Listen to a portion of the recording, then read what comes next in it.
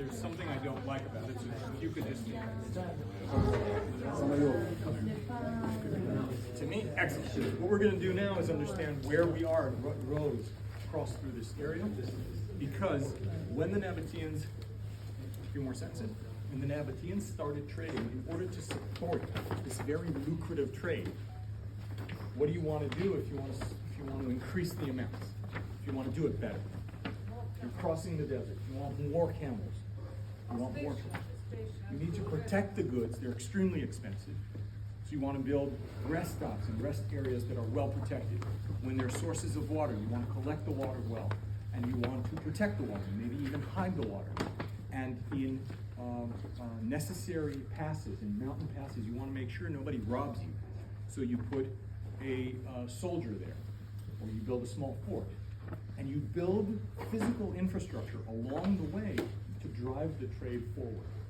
And what started out as trading posts or as rest stops along the way, over time grew and grew and grew and evolved into small communities, towns, and eventually cities. Which changes their characteristics. Sorry? It changes their characteristics. Completely, exactly, and we'll get into that. But what started out as a completely nomadic group of people that slowly are trying to improve their trade. They establish an infrastructure, and that infrastructure improves their trade, but also impacts their way of life. So, along the way, if we're starting out from Petra, thank you. Thank you. Two? Yeah. It's a hidden city. Nobody shows up. Nobody noticed. Yeah, okay. So, if you're walking from Petra, how far can I walk? Where should I be looking for the next stop? If I left Petra and I'm on my way to the coast, how far can I walk? 35 kilometers. So the question isn't relevant for me. It's relevant for the camel carrying 200 kilograms of goods. And a loaded camel can travel between 30 and 35 kilometers a day, depending on the terrain. Did they know that there was water there? Did they know that there was... So, Did they have a heading that they... so you're asking a question that's kind of the chicken or the egg. Did they go there and find water, or did they know where the water is and go there? Did they create sources of water? And it's kind of a combination of everything. When there are natural sources of water, they found them, learned about them, established the roads according to them. And when there were not any available sources of water, they built cisterns and water collection systems and established them along the road that was already there. So they were going west because they knew that... That's where the demand is. So they knew that. They knew that there was... Yes, again, the trade existed before the Nabateans came around. The demand around the Western world, it is to the west. So the Western empires, the demand exists basically since the beginning of worship. Once you start building temples in one place and you keep coming back to the same place, the problem of stench exists. If you're constantly moving, it's not a problem. But once you establish it, that's it, you start needing these. So it evolved over time. So leaving from Petra, I'm going to walk to Moa in the Arava, which is right here, which is about 30 kilometers across the valley. And then Moa is right here. From Moa, I'm going to continue. What's more? Moa. Moa in the Arava, it's next to the modern community of Tzufal. From Moa, I'm going to continue inland, passing through Katzra, which is just a fortress or a fort, and through Meitzad Nekarot, which is another fort, and eventually reaching Ein Saharonim and Chan Saharonim. Remember, we've been to Ein Saharonim 2 weeks ago? Yes. Okay. You saw probably the most There was the well-preserved fort example on of the a hill. Chan, caravans. Okay, so we're talking from Moa to here about 30 kilometers. And then I'm going to cross Machtesh Ramon and climb up Meitzad Machmal, and I'm going to make my way along the plateau all the way to Ovdat, which is where we are today. And from Ovdat, I'm going to catch the upper tributaries of the Bsul, use the Bsul as my path, and walk all the way to Chalutza, which is kind of a long day, but most of that terrain is really flat. And eventually from Chalutza, I'm going to continue walking along Nachal Bsul, Vadi Aza, all the way to Gaza. What is Mamshit? I'm glad you asked. We're going to visit Mamshit and realize that it's nowhere on this line. What's the position? Yes, Mamshit is another city, it's our next stop, so I'm not gonna talk about Mamshit right now, I'll talk about it then. That station, apart from here. No, not established stations. Now, it's important to understand. Oh, okay. I need the map, I really need the map. Thank you. Okay.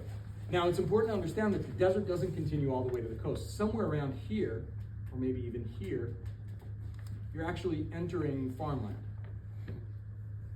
So it's a little easier to find around here. There are plenty of wells, so if I didn't make it all the way to Gaza in that one day, it's not that bad. And second of all, there are structures along the way. There are towers and forts and things like that, but not established rest stops. And what started out as a rest stop here in Ovdat, over time during the Roman period, mostly during the Byzantine period, grew and evolved and became a city. Now that's another challenge that I have. One, the big challenge is no historical sources from inside. And two, nothing that I'm going to show you today is Nabatean. Everything we're going to see today, it's a beautiful story, has nothing to do with what we're about to see. Everything we're about to see today is a Byzantine period city based on this. Okay? So that's kind of a challenge. I'm telling one story, I can show you things from another completely different period. And we're gonna meet that challenge several times along the way. One more thing I want to show you, thanks very much. One more thing I want to show you. Pottery. You saw this, I don't know if you stopped and noticed it, but you saw this around Khan Sahalonim. If you looked around the trash heap at the entrance to Khan Sahalonim, there were a lot of pottery shards. You didn't, so. No, we didn't stop at we just saw it. Please go back. Please go back. And stop along the way in the Negev Brigade Memorial, and then continue down Khan Sahalonim. Along Khan Sahalonim, around Khan Sahalonim, you're going to find a lot of pottery shards. And the pottery shards there are very thin, very strong, and very lightweight. In fact, it's high quality pottery. And if I told you about a group of people that are completely nomadic, they don't have towns, they don't have cities, they don't build, are you expecting their pottery to be high quality or low quality? High quality. High quality. They don't have the infrastructure, they don't have kilns and all that. So, and yet, there's a weird situation with the Nabateans. In their early sites, from the periods that they were completely nomadic, you get this really thin, high quality, strong pottery. How do I know that I'm not the only one that thinks that? You went to Jerusalem, Abayit Saruf. Abayit Saruf, burnt house. The Herodian quarter in Jerusalem. The burnt house, yes. Nabatean-like We went pottery inside it. We did it. was found there, which means the rich Jews of Jerusalem thought that this pottery was good enough or high quality enough to keep it in the expensive China cabinet. This is imported products in Jerusalem. You with me, or did I? Yes, good. yes. Okay, now what's even more interesting is as time goes by and their descendants do settle towns and cities and do have kilns and the industrial infrastructure to make pottery, we suddenly see the pottery become thicker, more robust, and much less delicate or thin, much heavier, which is kind of weird. You would expect the quality to remain the same. And why do we think that? What's the explanation that we have? Again, nothing written, we don't have their own account about it, it's what we think. So what do we think is the reason? Thinner is lighter. Thinner is lighter and? Travel with. Which means, so why did it disappear later on?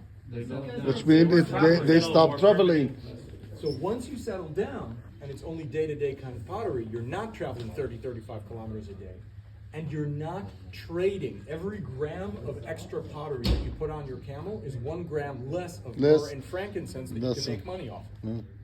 So if that's the reality, you have very high motivation to invest in your pottery, learn to make it, or buy it from someone else, doesn't matter, of this really high quality pottery. And once you settle down, that just isn't that important, so you stop investing. All right, questions up until now?